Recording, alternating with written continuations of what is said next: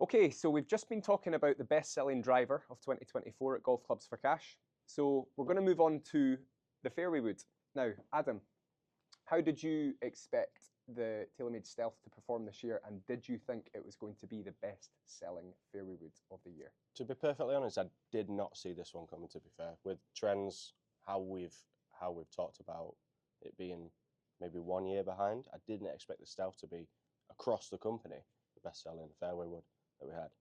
For me, I think it just hits a price point again where, you know, the technology difference between the Stealth and the Stealth 2, it's not going to be massive.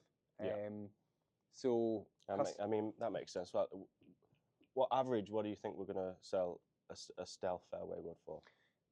earlier in the year, it was closer to £200, but this one now I think is 145. Is that one? Yeah, 143.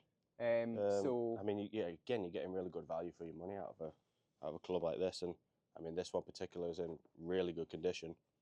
I mean, I can 100% see why people would come and buy these from us, and yeah, I mean, once you know, it makes sense. But yeah, from what I was seeing on our end, I didn't think it was going to be this Stealth, but yeah, I think it makes sense.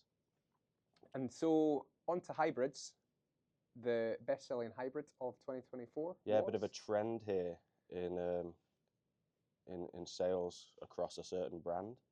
Again, if we talk about the hybrid and the irons, I suppose at the same time, because it is the same product. Yeah, G425 again, and I guess it's kind of testament to how good of a lineup Ping had that year. Again, you look at this, and you know they've put the weight right at the back of the head, focusing on forgiveness, giving the customer some adjustability as well. Yeah. It's pretty much everything you're looking for in a hybrid, isn't it? Were you anticipating that? Yeah, I would say, you know, between Ping, TaylorMade, and Titleist, particularly, these three brands have been really notable for doing good hybrids the last few years. Yeah.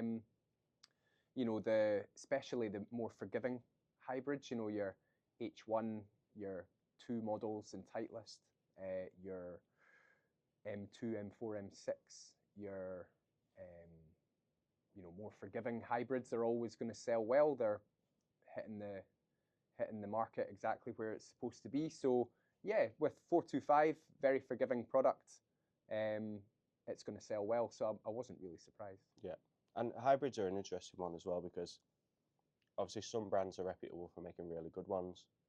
Some people kind of stay away from them altogether. Obviously, TaylorMade make a really good. The QI10 hybrid was really well received this year. But it's interesting to see where you think the technology's moved probably over the last 10 years, and if it's moved that much. I wouldn't think so, really. You don't think so? I wouldn't think so. I think, you know, for the everyday golfer, you know, they're probably not generating enough speed to notice significant gains. I mean, your golfer using a hybrid is probably somebody who struggles with their long irons, probably because they don't have enough speed.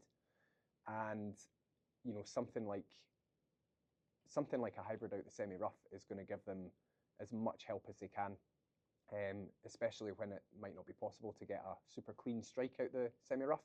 So yeah, I think you know, I think hybrid technology, there's not going to be massive gains made year on year. Yeah, and that makes sense.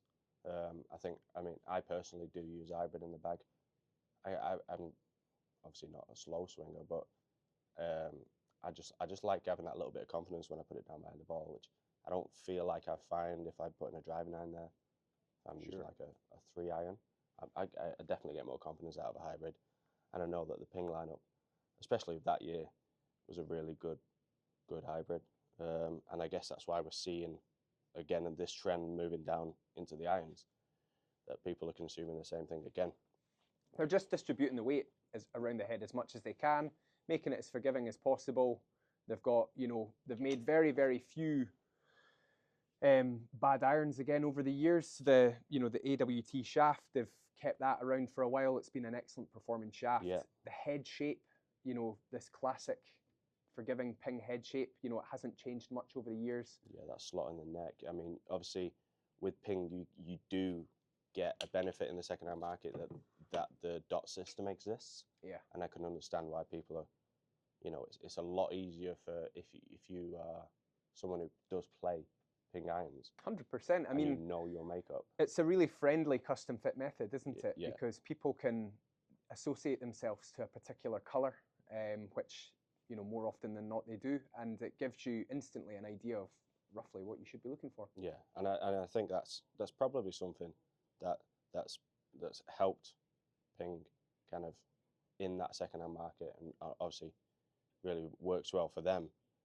But yeah, I guess moving on to the wedge, SM9. Did you see that? Did you foresee that? Absolutely. I mean, Vokey is the household name, Yeah. and has been for the last 10 plus years. A Vokey wedge. People don't associate it to being a Titleist wedge. It's a Vokey wedge. So the SM9 has been a great option for the golfer who is looking for a Vokey wedge, a recent Vokey wedge, but not the latest and greatest, and perhaps doesn't want to spend 150 plus on a wedge. Yeah, interesting. I mean, yeah, when retailers brought SM10 to the market, what are they retailing at originally? Ooh, good question. 149, something like that. 149, right. Something like that. The SM9 for us this year has sat around £99. Yeah. So generally for a good condition wedge, it's been about £99, and that for me I think has been a really, really good price point for the golfer who's looking to treat themselves to something. Bit of quality. Yeah. Pretty modern. The difference between an SM9 and an SM10, I don't think the video would be very long if we were to talk about it. Right. Okay. Interesting. I've not used either of those clubs, but yeah, I mean, I know that even going back a further generation of the SM8s, still you can get really good quality products. Yeah. At such a reasonable price. Yeah, and I think again for us, we offer that option to the golfer for a wedge that has perhaps been used a few times. It's perhaps 2 or 3 years old, but it's still an excellent product, and it gives a chance to shop on a budget. Yeah, and then finally, looking at the bottom of the bag there, the Odyssey, a classic. We were talking about this off camera, and I don't know if you agree or not, but Odyssey are the Hyundai of golf. The Hyundai. The Hyundai. There's a new ad set. In my opinion, they are not for everybody, but they nail that middle price point better than anyone, and have done so for as long as I've played golf. Wow, okay, that's interesting how you view Hyundai. To be perfectly honest, I think I've got a young family, and perhaps as you grow up, you change your opinion on what car is more suited for a young family. But for me, Hyundai is a perfect comparison for Odyssey, because they're not necessarily trying to do anything too special, but what they are doing, they do very, very well. Right. So obviously, in the market, you're not going to see too much innovation coming to the forefront. Maybe this next year, Odyssey are looking at something fantastic, but these we've seen sell very year well on year. Yeah, it's not just this last year. They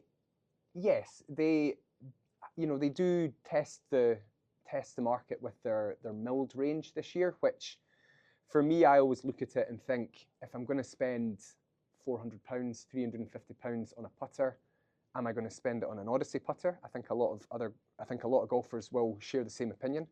And that, I think, for me, is quite a risky market for Odyssey, whereas what they're truly excellent at and have been for as long as I've played golf is the White Hot range, which has been, priced right, excellent performance. They've had the urethane insert on the putter, which has been, popular for years. They look great. They get a lot of TV coverage. Yeah. And, there's a reason why we sell so many of them, because, it's a great product. They've got a great variety of them as well, different head shapes.